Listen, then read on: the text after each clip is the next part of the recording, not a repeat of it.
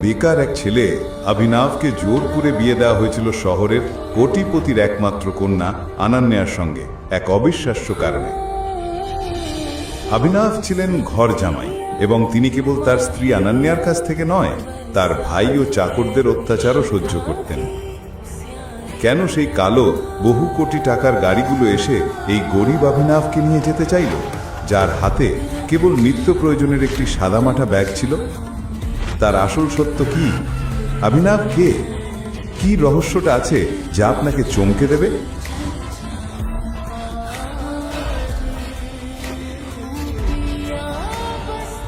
আরে ঘর জামাই, বাথরুম পরিষ্কার করে তাড়াতাড়ি বেরিয়ে এসো, বাজারে যেতে হবে। অভিনব জানতো যে এই চাকর বাড়ির অনেক পুরনো চাকর, যার সম্মান তার থেকে অনেক বেশি। হ্যাঁ ভাই। সার্ভেন্ট অভিনবকে 1000 টাকা এবং একটি লিস্ট দিয়ে বলল, দৌড়ে বাজারে যাওয়া এবং মালপত্র নিয়ে আসো। আর শোনো, অনন্যা ম্যাডামের অফিসের বন্ধু চিরাগ আজ আসছে, ওই যে রাতে ওর সাথে দেরিতে আসে। তুই তার স্বামী তাই না? হ্যাঁ, এবার তোকেই তার খাতিরদারি করতে হবে। কি দেখছিস, যা। সার্ভেন্টের কথায় অভিনব রেগে যাচ্ছিল, তখনই তার ফোন বেজে উঠল।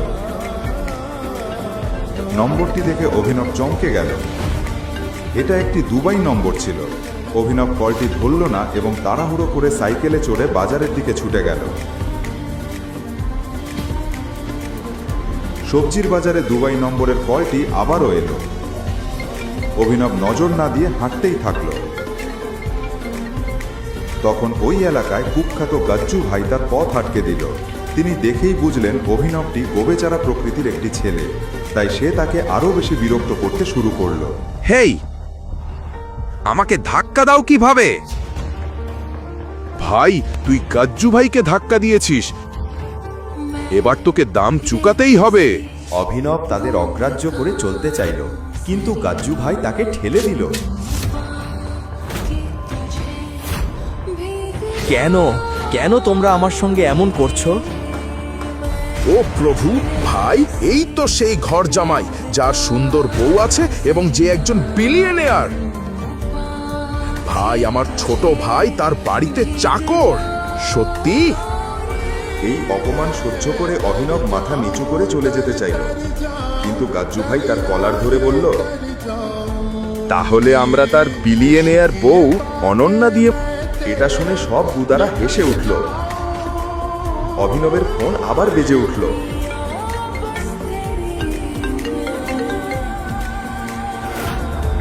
ওহ, এটা কি তোর বউয়ের ফোন? ওর মিষ্টি কণ্ঠ শুনতে দাও। তুমি আমাকে যা খুশি বলতে পারো, কিন্তু এই ফোনটা ধরিবে না। কোনো বিলম্ব না করে গাজ্জু ভাই ফোন তুলল। হ্যালো অনন্যা বেবি, বলো। কিন্তু অন্য প্রান্ত থেকে যে কথা শুনল তাতে গজ্জু ভাই কাঁপতে লাগলো এবং প্রচুর ঘাম ছাড়তে লাগলো। সে অভিনবের পায়ে পড়ে বলল, ক্ষমা করো আমাদের ভাই, আমি ভুল করে আপনাকে চিনতে ভুল করে ফেলেছি। ঠিক তখনই ধুলো উঠতে লাগলো এবং সবাই দেখল 3টি বড় দামি কালো গাড়ি গুন্ডাদের সামনে থেমে গেল।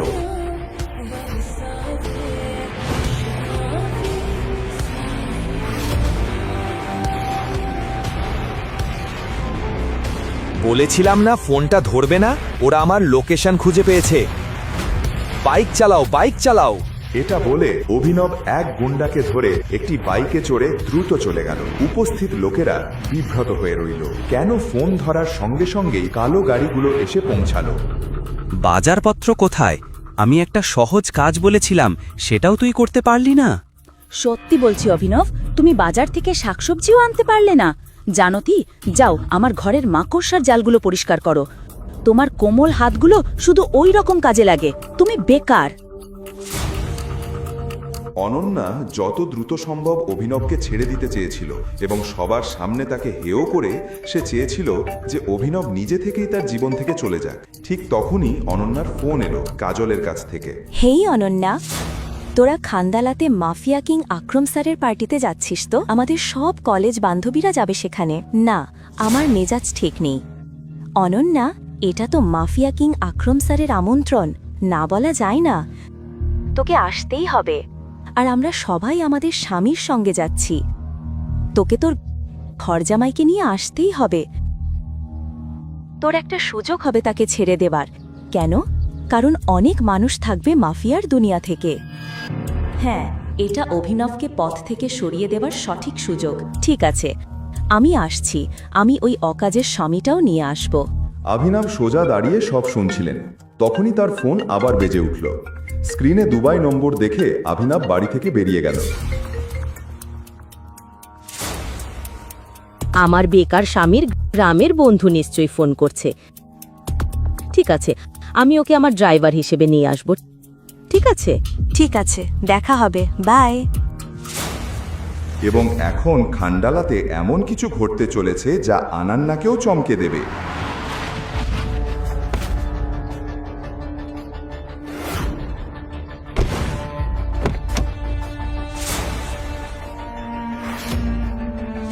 পরের দিন আনান্না অভিনবকে নিয়ে গাড়িতে করে খান্ডালা চলে এলো। হোটেলটা দেখে অভিনবের চোখ বড় হয়ে গেল। তোমার পুরো পরিবারে হয়তো তুমিই একমাত্র যে এত বড় একটা হোটেলের মধ্যে পা রাখার সুযোগ পাচ্ছ। ঠিক তখনই অনন্যার কলেজের বেয়াদব ধনী বন্ধুবান্ধবরা সেখানে এসে হাজির হলো। তাদের মধ্যে রাজ নামের একটি অহংকারী ছেলেও ছিল, যে সবসময় অনন্যাকে ইমপ্রেস করার চেষ্টা করত। অনন্যা, এটা কি? তুই কি এই ট্রিপে স্বামীর বদলে নিজের চাকরটা এনেছিস? ওটা আমার স্বামী। কি? অভিনবের সাধারণ পোশাক দেখে অনন্যার বন্ধুগণ ও তাদের স্বামীরা মুখ বাঁকাচ্ছিল, কিন্তু তাদের ধারণা ছিল না কি ঘটতে চলেছে। তখনই হোটেল ম্যানেজার এসে বলল, এক্সকিউজ মি স্যার, আকরম স্যারের পার্টি সন্ধ্যায়, তাই এখন লাঞ্চ আর ড্রিঙ্কসের বিল আপনাদের তরফ থেকেই পে করতে হবে। ওয়েটার যখন মেনু কার্ড নিয়ে এলো, তখন আরিয়ান নামের একটি ছেলে অভিনবকে ফাঁদে ফেলতে ঘোষণা করে, হে সবাই, আজ বিলটা অভিনবই দেবে। আমি এমন কিছুই বলিনি। চল সবাই তালি দিই অভিনবের জন্য। এই চাকর যে মাসে ৬,০০০ টাকা করে পায়, আমাদের লক্ষের বিল দেবে। 1 মিনিটে কি হলো অভিনব বুঝতেই পারল না। আর অনন্যাও ভাবছিল, অভিনব এটা কি করলো? আমার কাছে আজকের বিল দেওয়ার মতো টাকা নেই, আর এই অভিনব তো একেবারেই গরিব। আর হ্যাঁ বন্ধুরা, অভিনব একটি শর্তও রেখেছে। যদি সে আজ বিল দিতে না পারে, তাহলে রাজ অনন্যাকে নিয়ে যাবে। কি? অভিনব, তুমি নিজের সীমানা বজায় রেখে দাও বিট। আমি তোমার জিনিস নই যাকে বাজি রাখা যায়। অনন্যা, আমার কথা শোনো, আমি তো কিছু। চুপ কর, চুপ কর। অভিনব অনন্যাকে বোঝাতে চাইল যে ওকে ফাঁদে ফেলা হচ্ছে। আরে আরে আরে, বাজি ধরা হয়ে গেলে পিছিয়ে যাওয়া যাবে না। কি হলো? টাকা শেষ হয়ে গেল? ওয়েটার! রাজ অভিনবকে কথা বলবার সুযোগ দিল না এবং হোটেলের সবচেয়ে দামি খাবার ও ড্রিঙ্ক অর্ডার করাতে লাগলো। ঠিক তখন কাজলের চোখ পড়ল একটা বক্সিং রিংয়ে। হে রাজ, তুমি তো কলেজের বক্সিং চ্যাম্পিয়ন ছিলে, তাই না? তাহলে আর কি, তোর এবং অভিনবের মধ্যে একটা লড়াই হওয়া যাক। আমাদের খাবার আসার আগে বিনোদনও হবে। এটা শুনে সবার আগ্রহ জাগলো, কারণ রাজ সত্যিই এক ভয়ঙ্কর বক্সার, যার নামে অন্য কলেজগুলো ভয়ে কাঁপত। রাজ এতদিনে 25 জনের নাক ভেঙে দিয়েছে। ঠিক তখনই অভিনবের ফোন বেজে উঠল। অভিনব স্যারের ফোন বাজছে। কে ফোন করছে? রাঘু কাকা। ওর বাড়ি থেকে নিশ্চয়ই বলছে, ওই অভিনব, তুই ঘর পরিষ্কার করে গেলি না তো? তাহলে কি বলছো, আমরা কি লড়াই করব? আজ আমরা জানবো অনন্যার জন্য কে সেরা, তুই না আমি। অভিনব, তোমার এখনো একটা সুযোগ আছে, না বলো? অভিনব, তোমার কি রাজের সাথে লড়াই করার সাহস নেই? অভিনব রেগে গেল এবং এখন বলল, আমি বক্সিং করব। বন্ধুরা, তো আজ অভিনব মার খাবে আর আমরা খাবার। রাজও প্রস্তুতি নিয়ে রিংয়ে উঠল। অন্যদিকে আরিয়ান ও তার বন্ধুরা দামি ড্রিঙ্ক ও খাবার অর্ডার করা শুরু করলো। ঠিক তখন রাজ আক্রমণ শুরু করলো এবং অভিনবকে একটা জোরালো ঘুষি মারল। অভিনবের মুখ থেকে রক্ত বেরোতে লাগলো।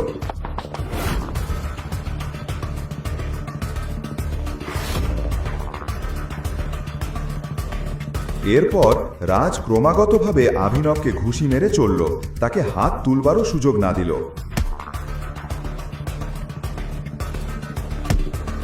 সবাই ভাবল অভিনব এবার শেষ। তখন হঠাৎ অভিনব লুটিয়ে পড়ল। বন্ধ কর অভিনব, আত্মসমর্পণ কর এবং এখনই বেরিয়ে এসো। ঠিক যখন অনন্যা এটা বলল, রিংয়ের বাইরে রাখা অভিনবের ফোন বেজে উঠল। অনন্যা যেন ফোনটা না দেখুক এটাই ভেবে অভিনব দ্রুত উঠে পড়ল এবং ঠিক রাজ আঘাত করার জন্য এগোতেই অভিনব রাজকে এমন এক শক্তিশালী ঘুষি মেরেছিল যে রাজ সেখানেই অচেতন হয়ে পড়ল। অনন্যার দৃষ্টি অনন্যার ফোন থেকে ছুটে গেল মাটিতে পড়ে থাকা রাজের দিকে। অভিনব ঘুষিতেই বক্সিং চ্যাম্পিয়ন রাজকে নকআউট করে দিল। এমন ঘুষি কেবল একজন প্রফেশনাল খেলোয়াড়ই মারতে পারে। এই অভিনব নিশ্চয়ই কিছু লুকিয়ে রেখেছে। অভিনব বেরিয়ে এসে ফোন তুলে নিল এবং রাখল। ঠিক আছে রাজ, চিন্তা করিস না। যদিও এখানে তোকে হারায়ও, আমরা বিল এমনভাবে বাড়িয়েছি যে ও 7 জন্মেও এটি পরিশোধ করতে পারবে না। স্যার, এখানে আপনার বিল 5,40,000।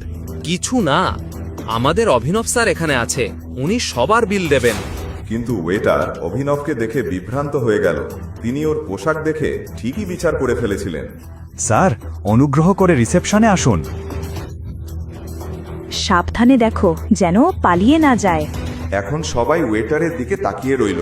অভিনব যদি বিল না দিতে পারে, রাজ আজ তার সব রাগ অনন্যার ওপরে বের করে দেবে। এই ভয়ে অনন্যা ঘামতে শুরু করলো। ওয়েটার যখন অভিনবের হাতে থাকা কার্ড নিল ও সোয়াইপ করলো, তার মুখের রং উঠে গেল। কি হয়েছে? অভিনবের কার্ডে কোনো ব্যালেন্স নেই, কোনো টাকা নেই? যদি তার কার্ডে টাকা না থাকে তাহলে বলো, ও সম্মানের কথা চিন্তা করো না। অনন্যার মুখে রং ঘুচে যাচ্ছিল, কারণ যদি অভিনব বিলে টাকা না দিতে পারে, রাজ আর ছেড়ে দেবে না। কি ব্যাপার, ওনার কাছে কি কোনো টাকা নেই? ওয়েটার কিছু বলতে পারার আগেই হঠাৎ Z+ সিকিউরিটি গার্ডরা হোটেলের প্রধান দরজায় এসে উপস্থিত হলো এবং সবাই তাদের দিকে আগ্রহী হয়ে তাকালো। মনে হচ্ছে কোনো সেলিব্রিটি এসেছে। ও ঈশ্বর, ওটা মিস্টার দেখভাল, আকরাম স্যারের বস।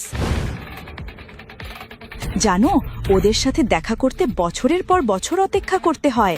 যেখানে আমি ম্যানেজার হিসাবে কাজ করি, সেই কোম্পানিতে ও বিনিয়োগ করেছে। আজ আমার যেন ভগবানের দর্শন হলো। মিস্টার দিকপাল অভিনবকে চিনে ফেলল। তুমি এখানে কি করছো? মিস্টার দিকপাল অভিনবকে দেখল এবং সবাই মনে করল সে তাদের দিকেই তাকাচ্ছে। তখন রাজ এগিয়ে এলো। অভিনব মিস্টার দিকপালকে অগ্রাহ্য করে মেন গেটের দিকে হাঁটতে লাগলো। তখন মিস্টার দিকপাল হোটেল ম্যানেজারকে বলল, ম্যানেজার, ওর এবং বাকিদের বিল আমার অ্যাকাউন্টে ট্রান্সফার করে দিন। এটা বলে মিস্টার দিকপাল নিজ তার রুমে চলে গেল। 1 মিনিটে এত কিছু ঘটল যে কেউই কিছু বুঝতে পারল না। এই মিস্টার দিকপাল কি কিছু খেয়েছে নাকি? উনি অভিনবকে অন্য কারোর সঙ্গে গুলিয়ে ফেলেছেন। হেই অভিনব, মিস্টার দিকপাল টাকা দিয়েছে তো আমি বাজি জিতেছে। তুমি কোথায় যাচ্ছ? আর সেই যুক্তি অনুযায়ী অনন্যা এখন আমার। আর আজ রাতটা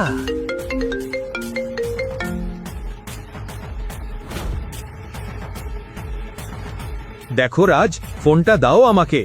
তখন রাজ অভিনবকে বক্সিংয়ের বদলা নেওয়ার জন্য বলল, কোন বড় সুপারস্টারের কল এটা? বারবার বাজছে। ফোনটা রিসিভ করে দেখা যাক। দেখ, তোর সব রাগ আমার ওপরে দেখা, কিন্তু ফোনটা ধরিস না। রাজ এটা চ্যালেঞ্জ হিসাবে নিয়ে ফোনটা ধরল। রাজ ফোনটা স্পিকার করে দিল এবং অন্য প্রান্ত থেকে একটা কণ্ঠ বলল, বস, আমরা আপনার লোকেশন পেয়ে গেছি। আমরা আপনাকে আনতে আসছি। কিছু গুরুত্বপূর্ণ আছে।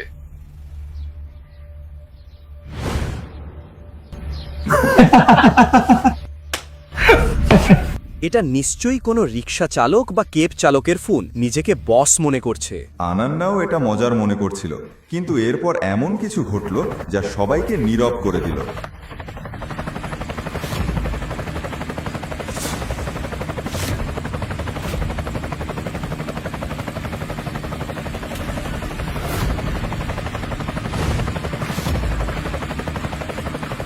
আরে, ওটা তো কোটি টাকার হেলিকপ্টার। অভিনবের ট্যাক্সি কোথায়?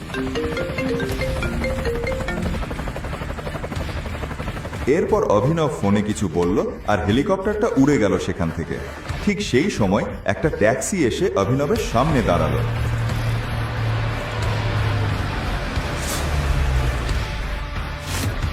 পাহাড় খুঁড়ে ইঁদুর বেরোলো, জানতাম ও এত দামি হেলিকপ্টারে চড়বে। দেখো, ও ট্যাক্সি এসে গেছে।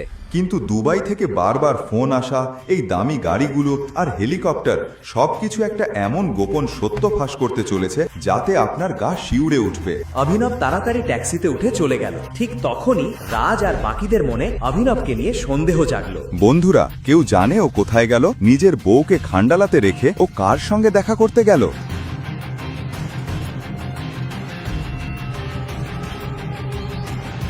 The person you have called is currently busy on another call. তুমি এমন সাহস করলে অভিনব, আমায় না বলে কোথায় গেলে? অনন্যা, তুমি কোনোদিন খোঁজ নাওনি তোমার অকর্মা স্বামী কার সঙ্গে কথা বলে? চলো অভিনবের পর্দা ফাঁস করা যাক। আজই ওকে হাতে নাতে ধরবো। এটা বলেই রাজ অনন্যার গাড়ি বের করলো আর সবাই মিলে অভিনবের ট্যাক্সিকে ফলো করতে শুরু করলো।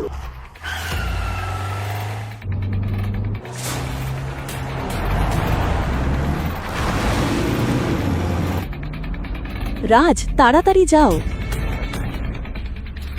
অভিনব, আজ তোকে ফাঁস করব। কোথায় যাস আর কি কীর্তি করিস সব বের করে ফেলবো। রাজ আর সবাই চিন্তায় ছিল যে অভিনব কোথায় যাবে আর কিভাবে ওকে ফাঁস করবে আর ঠাট্টা করবে। কিন্তু তারা জানতো না আজ অভিনবের এমন পরিচয় তাদের সামনে ফাঁস হতে চলেছে যা তারা স্বপ্নেও ভাবতে পারেনি।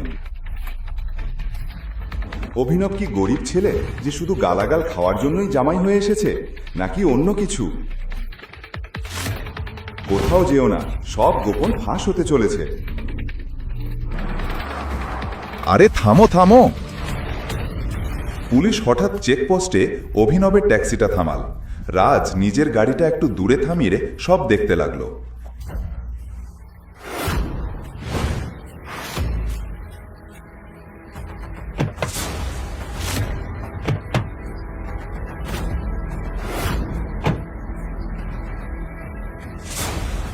পুলিশ ইন্সপেক্টর অভিনবকে গাড়ি থেকে নামিয়ে চেকিং শুরু করলো।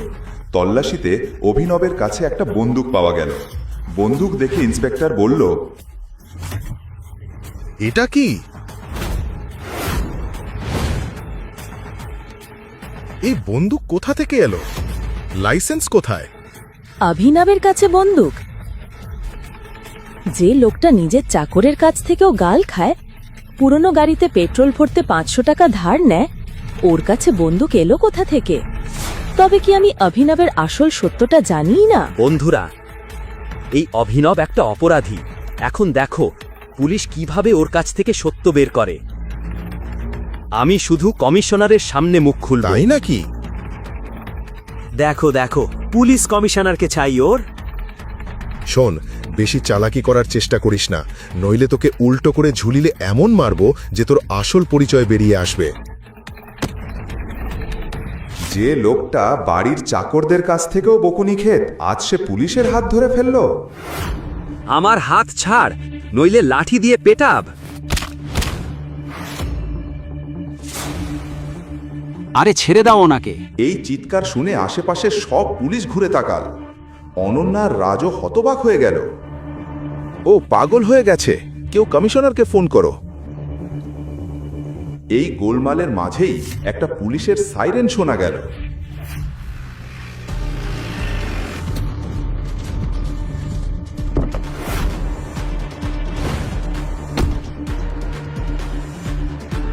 এ কি নাটক হচ্ছে এখানে? স্যার,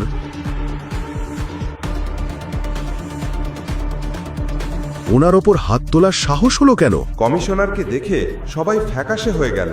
আর অভিনব যে এতক্ষণ অপমানিত হচ্ছিল, এখন পুলিশেরাও তার সামনে কাঁপছে। কমিশনার ওকেও চিনে ফেললো, কিন্তু কিভাবে? এখানে অনন্যা, বাকি সবাই আর পুলিশ ইন্সপেক্টরও ভাবতে লাগলো, তুমি কি তোমার চাকরি ভালোবাসো না? কে ওনাকে ধরেছে? কিন্তু স্যার, ও বন্দুক, মানে ওর কাছে বন্দুক ছিল তো কি হয়েছে, ওটা সেলফ ডিফেন্সের জন্য। আর আমি অনাকে অনার জন্মদিনে এই বন্দুকটা গিফট করেছিলাম। ওর জন্মদিনে? কিন্তু ওর জন্মদিনে তো অভিনব ওর মায়ের স্যান্ডেল মেরামত করতে গিয়েছিল। কমিশনার ওকে বন্দুক গিফট করলো? আমি কি স্বপ্ন দেখছি? অনন্যার বাকিরা কিছুই বুঝতে পারছিল না। তখনই কমিশনার অভিনবকে সম্মান দিয়ে যেতে বলল।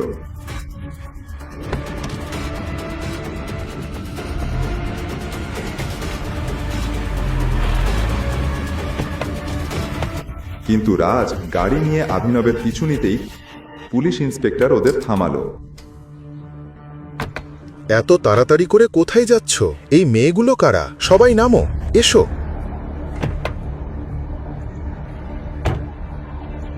স্যার, আমরা অভিনবজির সঙ্গে আছি, তাই উনি যেখানে যাবে আমরাও সেখানেই যাচ্ছি। ঠিক আছে, যাও।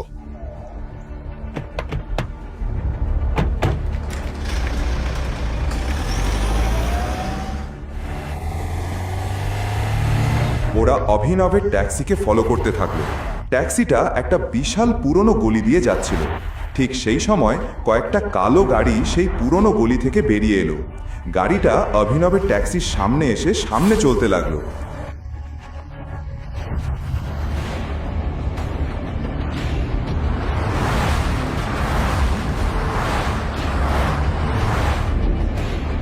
তারপর আরো 3টে কালো গাড়ি অভিনবের ট্যাক্সির সঙ্গে সঙ্গে চলতে লাগলো।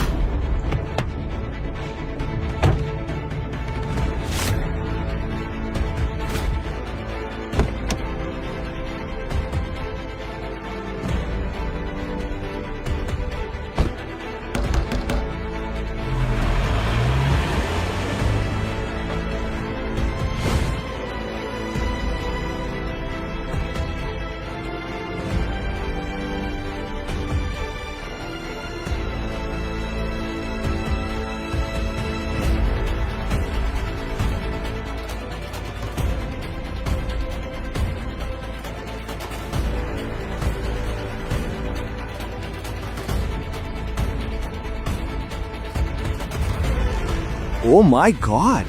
অভিনবের দুবাইয়ের সঙ্গে কি সম্পর্ক? আরও দুবাই থেকে ফোন পাচ্ছিল কেন?